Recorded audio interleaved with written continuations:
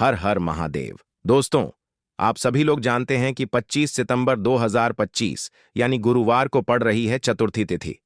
और दोस्तों, यह वह तिथि है जो आश्विन मास में पड़ने वाली सबसे बड़ी तिथि चतुर्थी तिथि है और इसका बहुत ही बड़ा और विशेष महत्व होता है। पूज्य गुरु जी ने कहा है कि अगर कभी भी मौका लग जाए तो आप लोगों को पीपल के पत्ते पर राम लिखकर बहुत छोटा सा उपाय करना है। इन दोनों का संयोग बहुत ही कम आता है। इसी के साथ में गुरुजी ने अपनी शिव पुराण कथा में बताया है कि इस दिन आपको एक पीपल के पत्ते पर राम वाला उपाय तो आपको अवश्य ही करना चाहिए, क्योंकि ऐसा दिन पूरे साल में सिर्फ एक ही बार आता है। और दोस्तों, आप सभी लोग जानते हो कि गुरुवार का अगर सबसे बड़ा कोई उपाय है तो वह पीपल के पत्ते पर राम वाला उपाय। तो दोस्तों, गुरुवार चतुर्थी के दिन आप लोगों को इस पीपल के पत्ते पर राम लिखकर बहुत छोटा सा उपाय करना है। बहुत सारे लोग होंगे जिन लोगों ने इस उपाय को ना किया हो, मतलब पूरा साल निकल गया, उन्होंने किसी भी दिन इस पीपल के पत्ते पर राम वाला उपाय को ना किया हो। पर दोस्तों, आपके पास एक आखिरी मौका बचा हुआ है, जो कि 25 सितंबर 2025 गुरुवार चतुर्थी के दिन है। इस दिन आप लोगों को इस वाले उपाय को जरूर कर लेना है, भले ही आपने पूरे महीने भर इस उपाय को ना किया हो। पर अगर आपने इस आश्विन महीने के गुरुवार चतुर्थी के दिन अगर इस वाले उपाय को कर लिया, तो आपको इस उपाय को करने का वह फल मिलेगा जिसकी आपने कभी कल्पना भी नहीं करी होगी। इसीलिए आप लोग इस वाले उपाय को एक बार जरूर कर लेना है, ताकि आप लोगों के हाथ से यह मौका ना जा सके और आपको इस उपाय को करने का फल मिल सके। दोस्तों, यह उपाय पंडित जी ने अपनी अभी की ही श्री शिव महापुराण की कथा में बताया है, जो कि इस उपाय को आज हम आपको बहुत अच्छे से समझाने वाले हैं। इस वीडियो को देखने के बाद इस उपाय को समझने के लिए आपको कोई और वीडियो को देखने की जरूरत नहीं पड़ेगी। तो चलिए दोस्तों, उपाय को शुरू करते हैं। देखिए, इस आश्विन महीने के गुरुवार चतुर्थी का दिन यह इतना खास होता है, इतना महत्वपूर्ण होता है। देखा गया है, कभी कभी बड़े बड़े पूजा पाठ अनुष्ठान से जो मनोकामना पूर्ण नहीं होते, वह इस आश्विन महीने की गुरुवार चतुर्थी के दिन एक छोटे से उपाय करने से ही आपकी मनोकामना पूर्ण हो जाती है। और बहुत सारे लोगों ने इस उपाय को किया भी है और उनको इस उपाय को करने का फल भी जरूर मिला है। अगर आप लोग भी इस उपाय को करना चाहते हैं, तो आप इस उपाय को पहले अच्छे से समझ लेना, सुन लेना, उसके बाद करना। आपको इस उपाय का फल जरूर मिलेगा और इस उपाय को कर लेने से आपके घर में चाहे किसी भी प्रकार की दुख और समस्या क्यों ना चल रही हो, आपको उसका कारण भी नहीं पता है कि भाई यह समस्या किस कारण से चल रही है। उसका कुछ भी कारण हो सकता है, जैसे पितृदोष हो सकता है या किसी भी तरह का मंगल दोष भी हो सकता है। तो इस दिन आप लोगों को यह वाला उपाय कर लेना है। यह एक ऐसा उपाय है जिस उपाय को अगर किसी विशेष दिन पर किया जाए तो भाई उस विशेष दिन का फल वह तो हमें मिलता ही मिलता है, पर हमने उस दिन पर इस उपाय को किया है तो हमें उससे भी बड़ा फल मिलता है और फल बहुत जल्दी मिलता है, क्योंकि आप इस उपाय को बहुत ही बड़े और विशेष दिन पर कर रहे हो। तो चलिए अब उपाय के बारे में बात करते हैं, लेकिन उससे पहले आप लोगों को यह जानना आवश्यक है कि आखिर यह उपाय किस समय करना है, किसको करना है और कैसे करना है। तो चलिए हम आगे आपको वीडियो में एक एक करके बता देते हैं।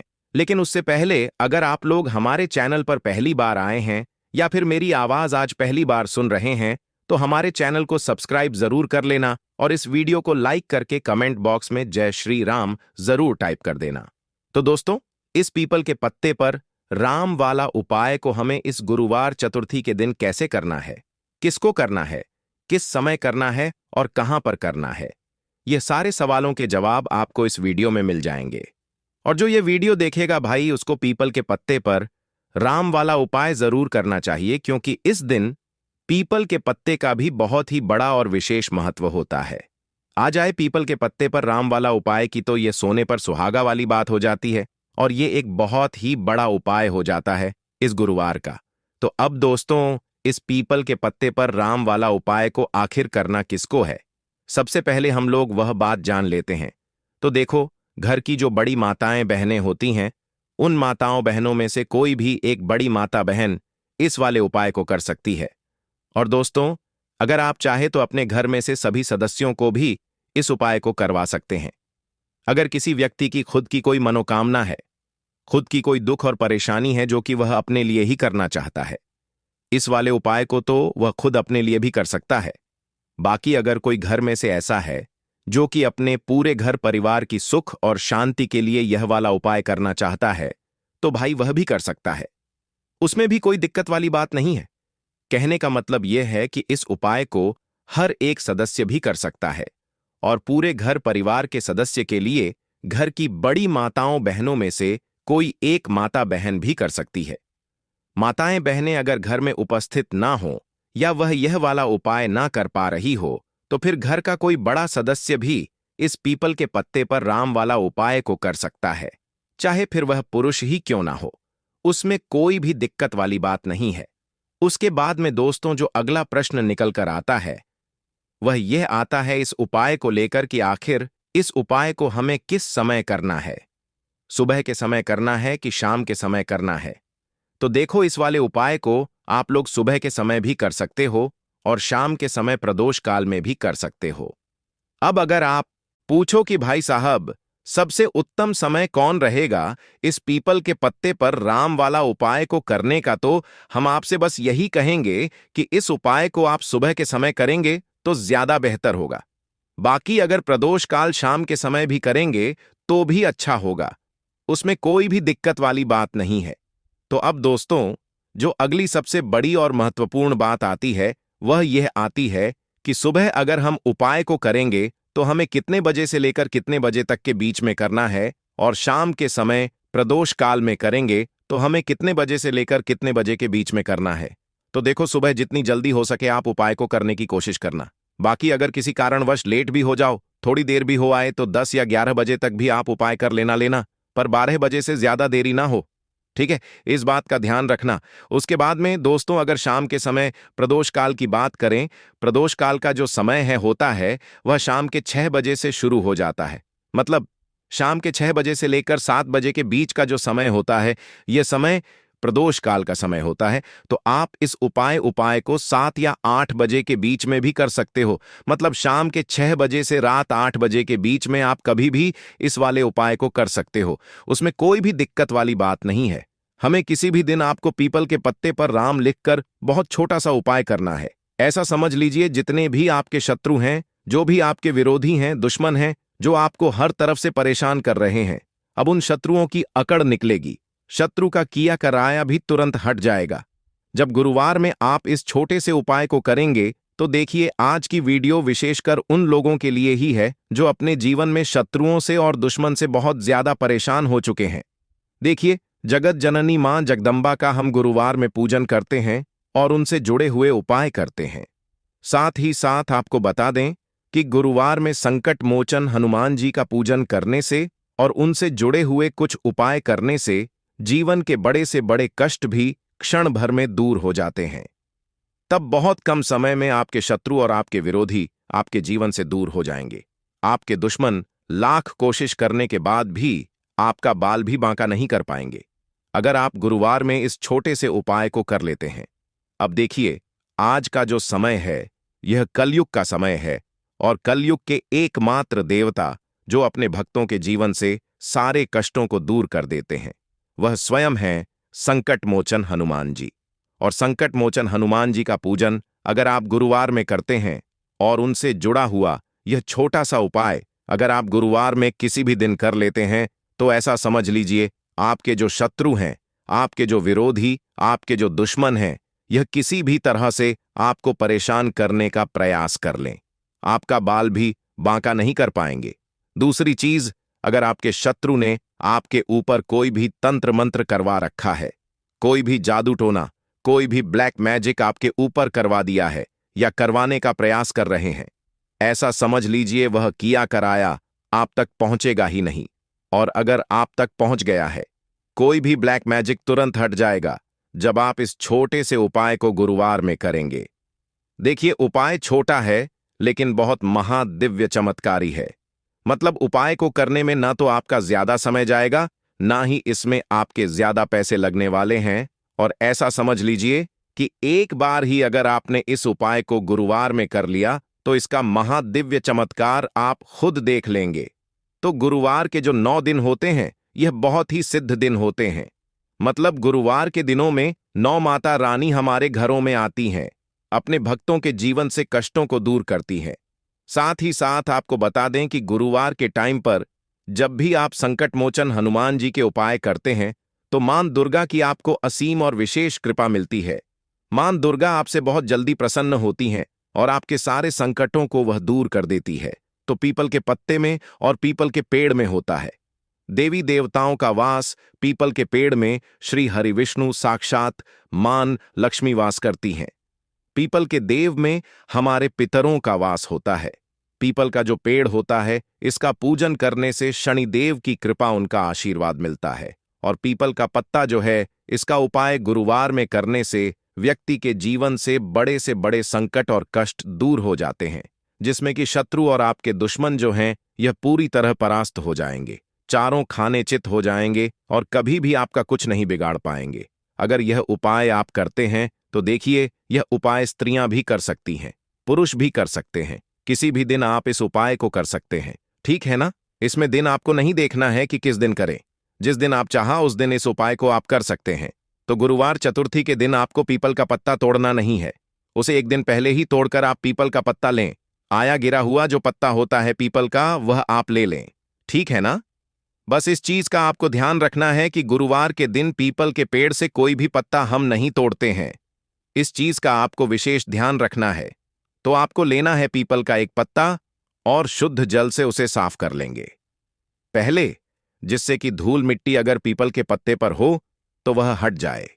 फिर गंगा जल का थोड़ा सा छिड़काव यानी थोड़ी सी छींटे आपको इस पीपल के पत्ते पर मारनी है और इस पीपल के पत्ते को फिर कपड़े से पोंछकर आपको साफ कर लेना है, बिल्कुल सुखा लेना है।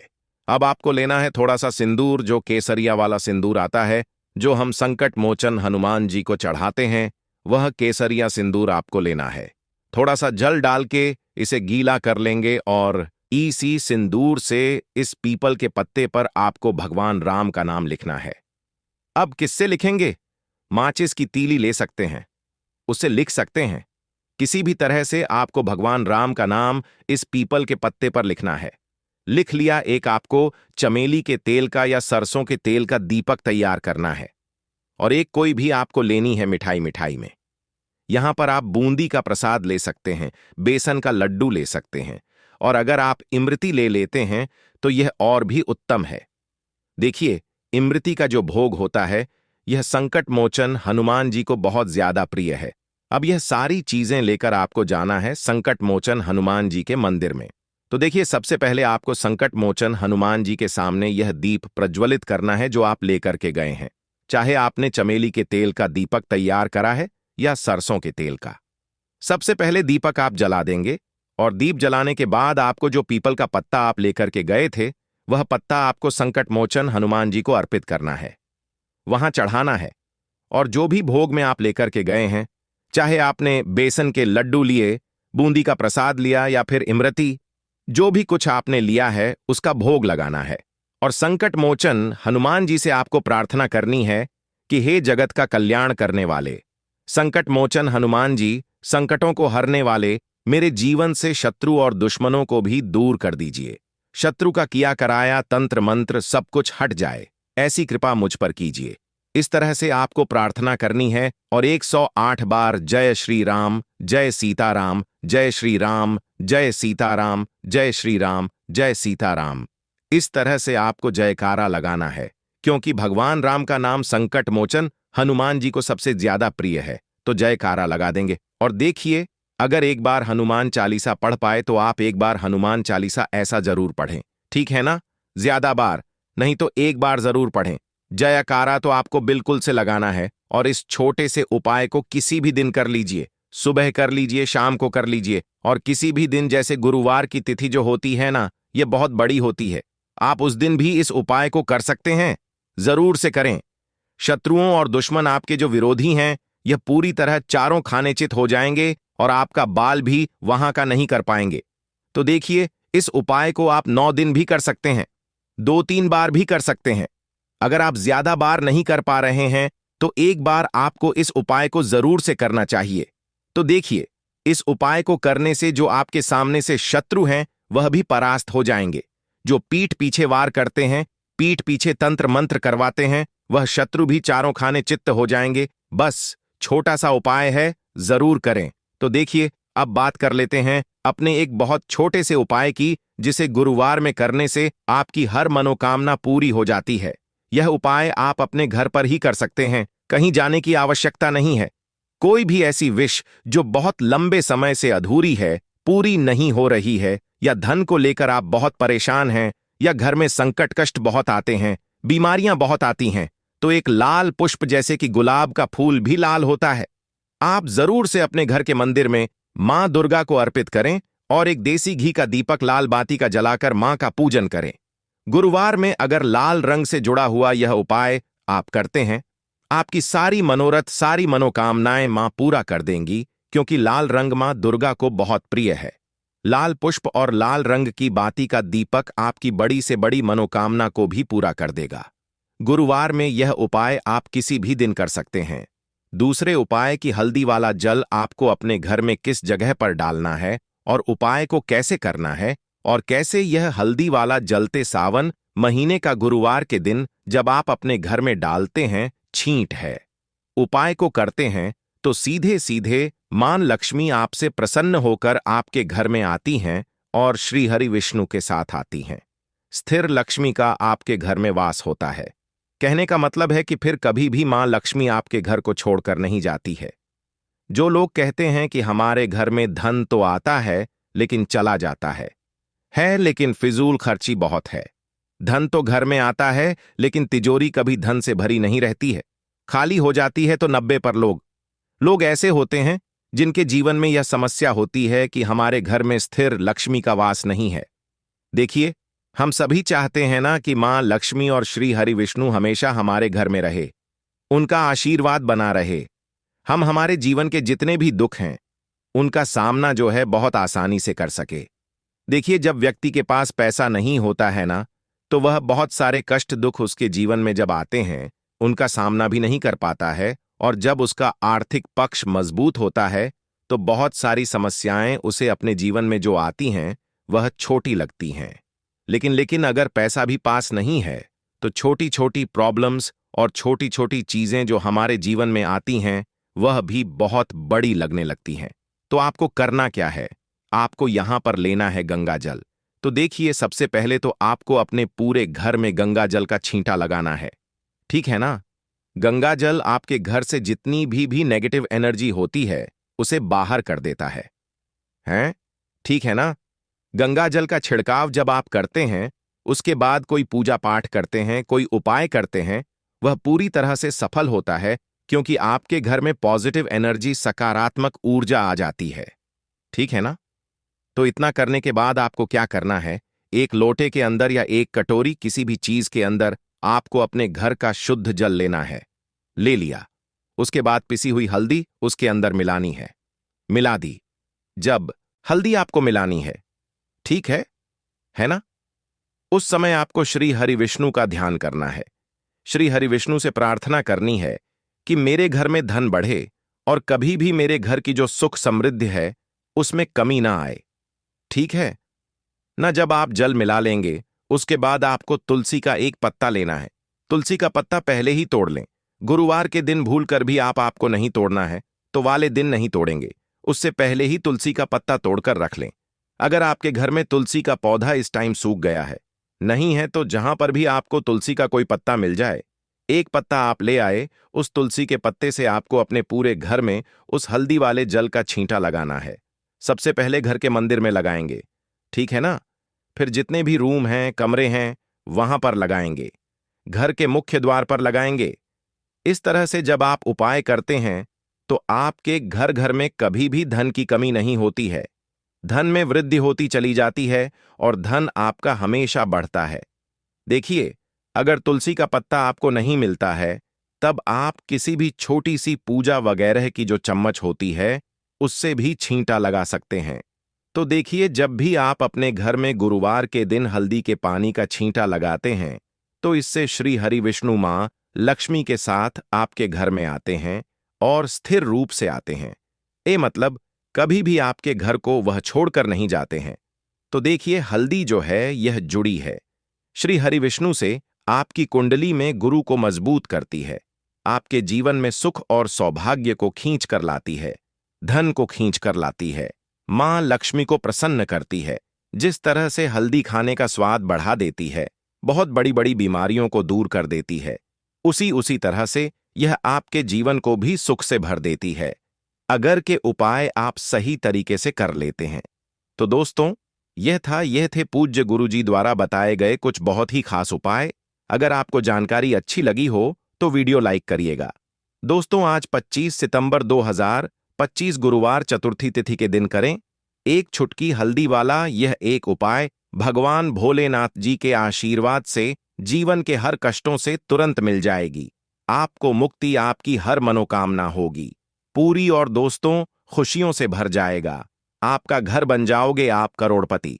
क्योंकि दोस्तों, इस बार गुरुवार चतुर्थी तिथि के दिन बहुत सारे शुभ योगों का निर्माण हो रहा है, जो कि कई वर्षों बाद आया है। इसीलिए दोस्तों, इस दिन का महत्व बहुत ही ज्यादा बड़ा होता है, और इस दिन आप लोगों को यह एक छुटकी हल्दी वाला उपाय जरूर करना चाहिए, जो कि पंडित जी ने अपनी अभी की ही कथा में यहां पर बताया हुआ है। तो दोस्तों, इस उपाय को आपको कैसे करना है, कब करना है, कहां पर करना है, और उपाय को करते समय आपको किन किन बातों का ध्यान रखना है, ये सारी जानकारी हम आपको इस वीडियो में देंगे। तो चलिए दोस्तों, वीडियो में आगे बढ़ते हैं। देखिए, यह दिन इतना खास होता है, इतना महत्वपूर्ण होता है। देखा गया है, कभी कभी बड़े बड़े पूजा पाठ अनुष्ठान से जो मनोकामना पूर्ण नहीं होती है, वह आज 25 सितंबर 25 गुरुवार चतुर्थी तिथि के दिन एक छोटे से उपाय करने से ही आपकी सभी मनोकामना पूर्ण हो जाती है। और बहुत सारे लोगों ने इस उपाय को किया भी है, और उनको इस उपाय को करने का फल भी जरूर मिला है। अगर आप लोग भी इस उपाय को आज 25 सितंबर 2025 गुरुवार के दिन करना चाहते हैं, तो आप इस उपाय को पहले अच्छे से समझ लेना, सुन लेना, उसके बाद करना। आपको इस उपाय का फल जरूर मिलेगा, और इस उपाय को करने से आपके घर में चाहे किसी भी प्रकार की दुख और समस्या क्यों ना चल रही हो, आपको उसका कारण भी नहीं पता है कि भाई यह समस्या किस कारण से चल रही है, तो उसका कुछ भी कारण हो सकता है, जैसे पितृदोष दोष हो सकता है, शनि दोष हो सकता है, या किसी भी तरह का मंगल दोष भी हो सकता है, और भी बहुत तरह के दोष होते हैं, कुछ भी हो सकता है। पर आपको इस उपाय को करने के अपने दोष को पता लगाने की भी जरूरत नहीं है। आज 25 सितंबर 2025 गुरुवार चतुर्थी तिथि के दिन इस एक छुटकी हल्दी वाला उपाय को आप लोगों को कर लेना है। दोस्तों, अब हम समझते हैं इस वाले उपाय को हमें करना किस समय है।